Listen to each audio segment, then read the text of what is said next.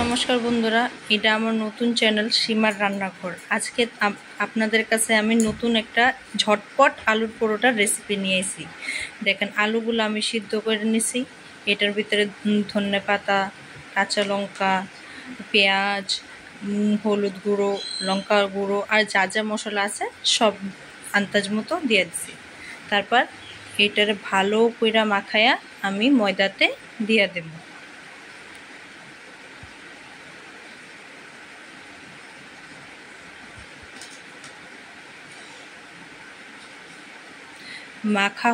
মাখা হয়ে গেলে তারপর আমি এটারে এই দেখেন ভালো করে আমি মিশিয়ে নিছি সবগুলা। এবার ময়দাতে দিয়ে দিছি,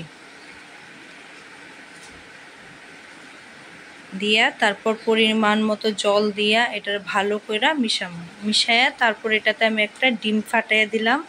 দিয়া এটারে ভালো করে মিশায়া তারপর একটা পাত্রে বা কড়াইয়ে তেল গরম করে নিছি। নিয়ে এই দেখেন এইভাবে আমি পরোটাটা দিছি, দিয়া ভালো করে এই পাশ ওই পাশ উল্টে নিছি। আর এই দেখেন কি লোভনীয়। ভালো লাগলে চ্যানেলটাকে লাইক, সাবস্ক্রাইব আর শেয়ার করে দিবেন।